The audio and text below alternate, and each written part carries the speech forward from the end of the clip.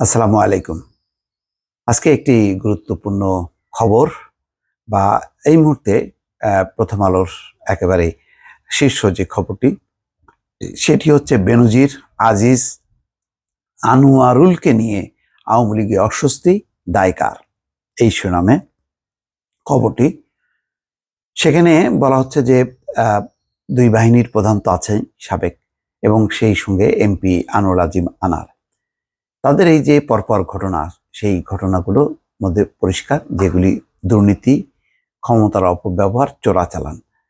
তো এইরকম গুরুত্বপূর্ণ জায়গাগুলো থেকে যখন কি এই অভিযোগ দেশে বিদেশে সামনে আসে, তখন কি দল এর দায় অস্বীকার করতে পারে, নাকি ব্যক্তি আজিজ, বেনজির এবং আনোয়ারুল আজিমকে বা তার পরিবারকে বহন করতে হবে?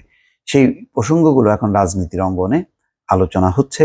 দল অস্বস্তিতে আছে, কিন্তু দলীয়ভাবে এই ব্যাপারে তারা কোনো বক্তব্য দিচ্ছে না। যখন প্রশ্ন আসছে তখন বলা হচ্ছে যে এই দায় ব্যক্তি বিশেষের, সরকারের না। কিন্তু বিষয়টি কি গ্রহণযোগ্য হবে?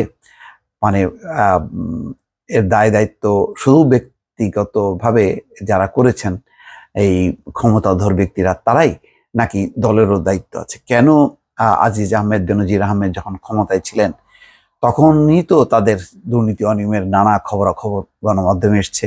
শুধু দেশের পত্রপত্রিকা না, আন্তর্জাতিক গণমাধ্যমেও প্রকাশিত হয়েছে। তখন সরকার কোনো পদক্ষেপ নেয়নি কেন? কেন চুপ ছিল? এমনকি বেনজির আহমেদের বিরুদ্ধে মার্কিন যুক্তরাষ্ট্র নিষেধাজ্ঞা দিয়েছে, সেটিকে রাজনৈতিক বলে আখ্যায়িত করা হয়েছে। কেননা তখন তিনি খুব দাপুটে আইজিপি ছিলেন।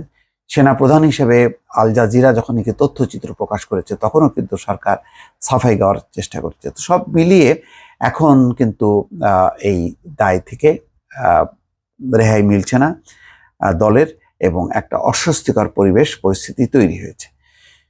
এখানে বলা হচ্ছে বাংলাদেশ সেনাবাহিনী ও পুলিশ বাহিনীর সাবেক দুই প্রধান আজিজ আহমেদ ও বেনজির আহমেদকে ঘিরে দুর্নীতির অভিযোগ, বর্তমান একজন এমপির হত্যাকাণ্ড, পরপর তিনটি ঘটনা সরকার ও আওয়ামী লীগকে অস্বস্তিতে ফেলেছে। তবে এসব ঘটনার দায় নিতে চাইছেন না ক্ষমতাসীন দলের নেতারা। তারা এগুলিকে পাশ কাটিয়ে ব্যক্তিগত বিষয় হিসেবে তুলে ধরছেন।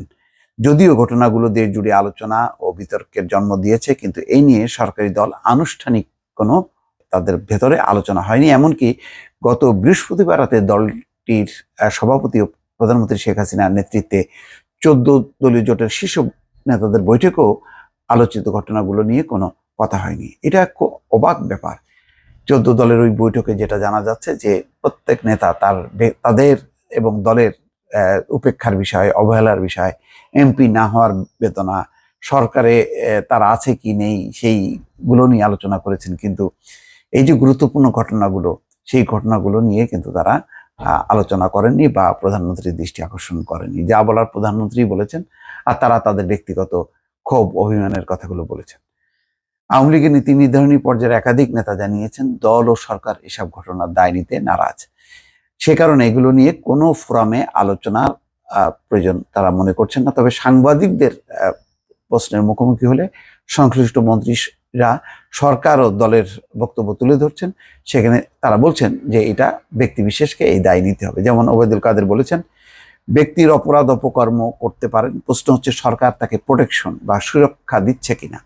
তিনি উল্লেখ করেন, অপরাধ করে কেউ পার পাবেন না, তিনি সাবেক আইজিপি হন আর সাবেক সেনাপ্রধান হন। আলোচিত ঘটনাগুলো প্রকাশিত হয়েছে দেশ ও বিদেশ থেকে। সাবেক সেনাপ্রধান জেনারেল আজিজ আহমেদের উপর যুক্তরাষ্ট্র নিষেধাজ্ঞা দিয়েছে 20 মে। আর ঢাকার একটি আদালত পুলিশের সাবেক মহাপরিদর্শক বেনজির আহমেদ তার স্ত্রী ও মেয়েদের নামে থাকা স্থাবর সম্পদ জব্দ করার আদেশ দিয়েছেন গত বৃহস্পতিবার। তাদের দুজনের বিরুদ্ধেই ক্ষমতার অপব্যবহার সহ দুর্নীতির অভিযোগ এসেছে। তারা দুজনই বর্তমান আওয়ামী লীগ সরকারের সময় দুটি বাহিনীর প্রধান ছিলেন, এবং গুরুত্বপূর্ণ দুটি নির্বাচন অন্তত অনুষ্ঠিত হয়েছে 2014 এবং 2018। ফলে সরকারের দায় এড়াতে পারেন কিনা সেই প্রশ্ন তুলেছেন অনেকে। আর ঝিনাইদহ 4 আসনের এমপি আনোয়ার আজিম খুন হয়েছেন ভারতের কলকাতায়। দেশের বাইরে গিয়ে নিখোঁজ হওয়ার পর খুন হওয়ার ঘটনা জানা যায়। দুই দেশের আইন শৃঙ্খলা বাহিনীর পক্ষ থেকে এই খুনের ঘটনার পেছনে সীমান্তে চোরাচালান নিয়ে বিরোধের বিষয়কে সামনে তুলে ধরেছেন। টানা 3বারের এই এমপি এবারের নির্বাচনী হলফনামায় বিভিন্ন ফৌজদারি অপরাধের অভিযোগে বিভিন্ন সময় 21টি মামলার কথা উল্লেখ করেছিলেন, যদিও আওয়ামী লীগ সরকারের সময় কোনোটিতে খালাস বা কোনোটিতে অব্যাহতি পেয়েছেন তিনি। কিন্তু এখন কলকাতায় গিয়ে তার খুন হওয়ার ঘটনা যেমন নানা অভিযোগকে সামনে আনছে, একই সঙ্গে পরিচ্ছন্ন ভাবমূর্তি না থাকলেও বারবার আওয়ামী লীগের মনোনয়ন পেয়ে এমপি হওয়ার বিষয়গুলো প্রশ্ন আসছে। তো এখন সরকার যতই তার দায় এড়ানোর চেষ্টা করুক না কেন, কিন্তু আসলে দায় এড়াতে পারবে না এই কারণে যে তাদের বিরুদ্ধে দেশে বিদেশে নানা অভিযোগ উঠেছে গণমাধ্যমে। মার্কিন যুক্তরাষ্ট্র বেনজির আহমেদের বিরুদ্ধে নিষেধাজ্ঞা পর্যন্ত দিয়েছে। তখন সেটিকে গুরুত্ব না দিয়ে সেটিকে বলা হয়েছে যে এটি হচ্ছে রাজনৈতিক বিষয়, যুক্তরাষ্ট্র সরকারকে পছন্দ করে না বা সরকারকে উৎখাত করতে চায়, এগুলি ষড়যন্ত্রের অংশ, এইভাবে নানা কথাবার্তা বলার চেষ্টা করা হয়েছে। জেনারেল আজিজের উপরে যখন নিষেধাজ্ঞা দিয়েছে সেটিকে তারা সতর্ক প্রতিক্রিয়া দিয়েছে, কিন্তু সরাসরি বিরোধিতাও করেনি, আবার সমর্থনও করেনি। সব মিলিয়ে এক ধরনের আশ্রয় প্রশ্রয় এই ব্যক্তিগুলো পেয়েছে, সেটি পরিষ্কার।